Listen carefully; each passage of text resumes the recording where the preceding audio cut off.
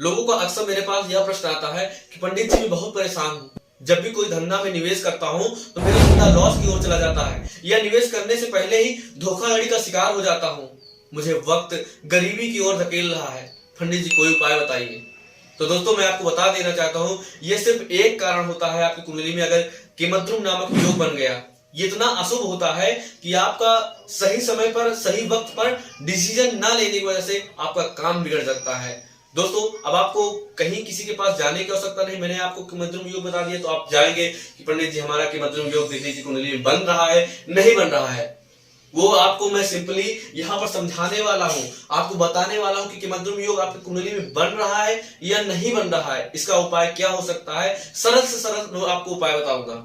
आचार्य प्रांशु का वैदिक संस्कृति फैमिली को नमस्कार। तो साथियों आप समझते हैं जब भी आपकी कुंडली में केमद्रुम योग नामक योग बनता है दोस्तों तो क्या करता है आपकी मन स्थिति, चंद्रमा क्या होता है मन का कारक होता है, तो आपकी मानसिक स्थिति कमजोर कर देता है, उसको इफेक्ट कर देता है, जिसके कारण आपकी डिसीजन मेकिंग पावर जो है वीक हो जाती है यानी कमजोर हो जाती है। आप सही समय पर निर्णय नहीं ले पाते हैं जिसकी वजह से आपको बहुत ज्यादा संकट का सामना करना पड़ता है। तो समझा देता हूं आपको कि कैसे आपकी कुंडली में स्टार्ट के माध्यम से कि कैसे आपके कुंडली में ये केमद्रुम नामक योग बनता है या आपके क्लाइंट के बनता है, या आप देख करके समझ सकते हैं।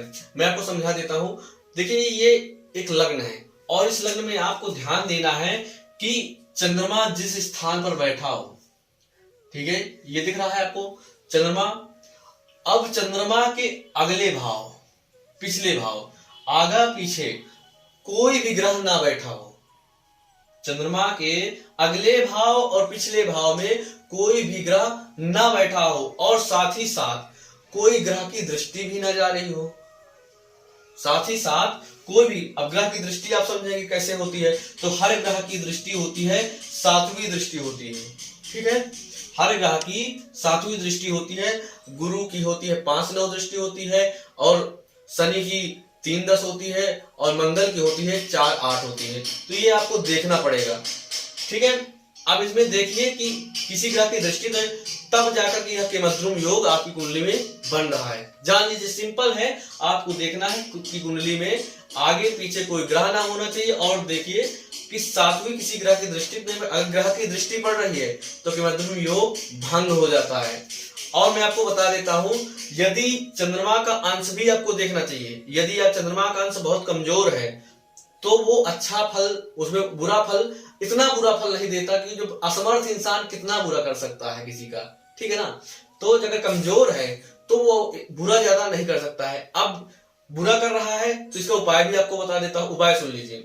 सोमवार को आपको शिव जी का पूजन करना चाहिए, साथ ही साथ हो सके तो रुद्राभिषेक और व्रत रखना अनिवार्य होता है। यदि आप यह नहीं कर सकते तो मैं आपको बता देता हूं, आप सोमवार को ही चांदी का कड़ा लेकर के हाथ में पहन ले। चांदी का कड़ा पहनने से आपका चंद्रमा उतना बुरा नहीं करेंगे जितना बुरा करना चाहिए, ठीक है। शुक्रवार को पहनते हैं तो शुक्र ग्रह मजबूत हो जाता है, ठीक है। और आपको क्या करना है, एकादशी का व्रत करना चाहिए। सोमवार को एकादशी का व्रत करने से कहते हैं, लोग कहते हैं कि केमद्रुम दोष जो होता है वो कमजोर होता है। दोस्तों क्या आप भी ऐसे ज्योतिष सीखना चाहते हैं या अपनी कुंडली का विश्लेषण कराना चाहते हैं? यदि हाँ तो आप अभी मेरे दिए गए नंबर पर संपर्क करें। मैं आपको सिंपलीफाई करके पूरी कुंडली का मैं एबीसी बताऊंगा, ठीक है। तो अभी संपर्क करें, समय ना गंवाएं। चलता हूं, मैं लेता हूं विदा, फिर मिलते हैं एक नई वीडियो में। महादेव।